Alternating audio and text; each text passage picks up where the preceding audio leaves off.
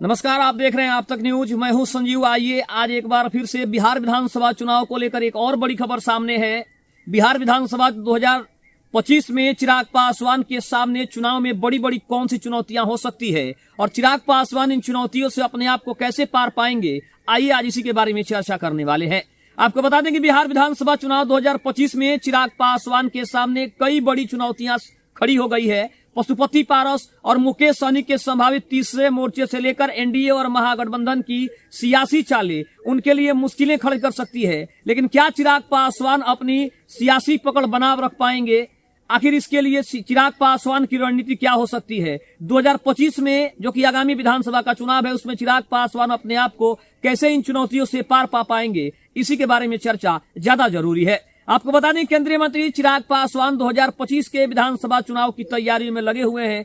दूसरी तरफ महागठबंधन उनकी हर रणनीतियों को कहीं न कहीं नाकाम करने की कोशिश कर रहा है। दूसरी तरफ अगर बात करें तो पशुपति पारस जो उनके चाचा हैं, वो भी उनकी रणनीतियों को असफल करने में लगे हुए हैं। वीआईपी के प्रमुख मुकेश सहनी भी असफल करने में लगे हुए हैं। लेकिन चिराग पासवान ने उन चुनौतियों से कैसे पार पाना है, ये चिराग पासवान जैसे नेताओं को बताने की कोई जरूरत नहीं है।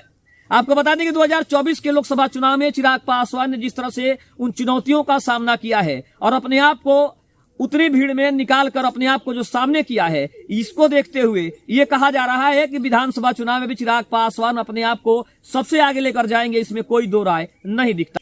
बिहार विधानसभा चुनाव 2024 के अगर 25 की बात करें तो सियासी हलचल तेज हो गई है। लोक जनशक्ति पार्टी रामविलास के प्रमुख चिराग पासवान के लिए यह चुनाव बेहद अहम होने जा रहा है। 2020 में उन्होंने खुद को रामविलास पासवान की राजनीति का विरासत तो असली दावेदार बना लिया था, लेकिन अब उनके सामने कई बड़ी चुनौतियां खड़ी हो गई है। सबसे पहले अगर चुनौती की बात करें तो पशुपति पारस और मुकेश सहनी का जो संभावित गठबंधन है, ये उनके लिए सबसे बड़ी चुनौतियों का सामना करना पड़ सकता है।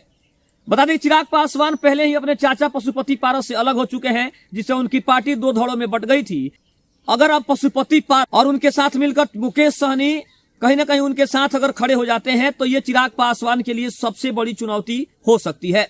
दूसरी तरफ अगर बात करें तो पासवान वोट बैंक में सेंध पशुपति पारस भी पासवान समुदाय से आते हैं, जिससे चिराग के वोट बैंक में बंटवारा हो सकता है। ये सबसे बड़ी चुनौती है। के प्रमुख मुकेश सहनी निषाद मला वोट बैंक में अपना सिंह लगा सकते हैं। मुकेश सहनी की पार्टी वीआईपी निषाद समुदाय का प्रतिनिधित्व करती है। अगर वे तीसरे मोर्चे में शामिल होते हैं तो चिराग को पिछड़े वर्ग के वोटों का नुकसान भी हो सकता है। तीसरी तरफ अगर बात करें तो 2020 में चिराग ने जदयू के खिलाफ अकेले चुनाव लड़ा था, जिससे नीतीश कुमार नाराज हैं। हालांकि चिराग बीजेपी के करीबी माने जाते रहे हैं, लेकिन अब बीजेपी उन्हें एनडीए में पूरी तरह से कहीं ना कहीं फिक्स करने की कोशिश में है। और 2025 के विधानसभा चुनाव से पहले ही पीएम नरेंद्र मोदी के कई बयानों से ये बात सामने आ गई है कि चिराग पासवान को बीजेपी में पूरी तरह से सेट करने की जो उनकी रणनीति है, वो कहीं ना कहीं साफ दिखाई दे रही है। उसके बाद अगर बात करें तो पशुपति पारस, वीआईपी के प्रमुख मुकेश सहनी, जन स्वराज के संस्थापक प्रशांत किशोर, अगर इन तीनों नेताओं को छोड़कर आगे बढ़ने की कोशिश करें तो कहीं ना कहीं नीतीश कुमार भी चिराग पासवान के कुछ सीटों पर अपना दावा ठोक सकते हैं, जहां पे उनको लगता है कि चिराग पासवान को कमजोर किया जा सकता है। भले ही नीतीश कुमार चिराग पासवान की उस बात को भूल गए हों, लेकिन कहीं ना कहीं 2025 के विधानसभा चुनाव आने से पहले ही ये तमाम रणनीतियों पर काम शुरू हो गया है, जिससे ये स्पष्ट है कि चिराग पासवान को इतनी आसानी से नीतीश कुमार जैसे नेता छोड़ने वाले नहीं है।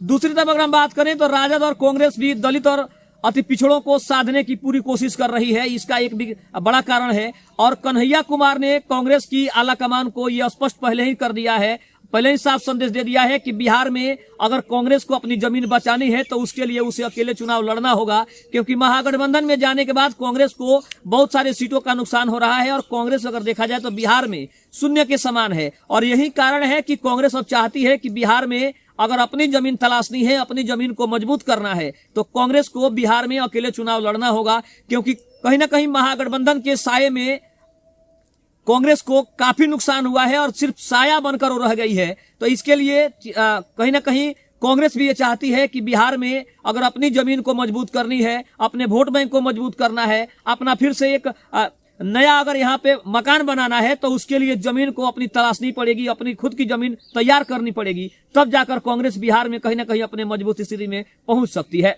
दूसरी तरफ अगर हम बात करें तो चिराग पासवान ने पहले ही स्पष्ट कर दिया है कि कांग्रेस को अगर अपनी साख बचाए रखनी है, क्योंकि कांग्रेस नेशनल पार्टी है और भारत की सबसे बड़ी पार्टी थी, भले कि अभी बीजेपी है, लेकिन कांग्रेस को चिराग पासवान ने साफ निर्देश दिया था कि अगर कांग्रेस को अपनी जमीन बचानी है तो कांग्रेस को अकेले चुनाव लड़ना होगा, लोगों के अंदर एक बार फिर से वो विश्वास जगाना होगा, तभी जाकर कांग्रेस कहीं ना कहीं अपनी मजबूती बिहार में दिखा पाएगी। तो ये तो स्पष्ट है कि चिराग पासवान ने कांग्रेस को निर्देश भी दे दिया है। दूसरी तरफ चिराग पासवान को किन किन चुनौतियों का सामना करना पड़ा है और करना पड़ रहा है, आगे करना पड़ेगा, इसके लिए भी चिराग पासवान ने अपनी रणनीतियों को तैयार कर लिया है।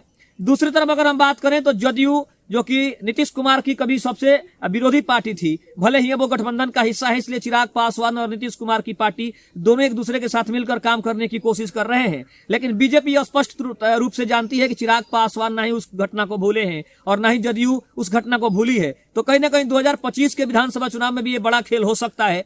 हालांकि चिराग पासवान ने गठबंधन धर्म की बात की है और उन्होंने कहा है कि ऐसा कुछ भी होने वाला नहीं है, क्योंकि हम एक गठबंधन का हिस्सा हैं और 5 दलों का एक मजबूत गठबंधन एनडीए के पास है और हम 2025 का विधानसभा चुनाव एक साथ मिलकर लड़ने वाले हैं। 225 से ज्यादा सीटें हम लोग जीतने वाले हैं। लेकिन चिराग पासवान की इन तमाम चुनौतियों को देखा जाए तो कहीं से चिराग पासवान की चुनौतियां कम नजर नहीं आती है। आपको क्या लगता है, कमेंट बॉक्स में जरूर बताइएगा। तब तक के लिए धन्यवाद। जय हिंद, जय भारत।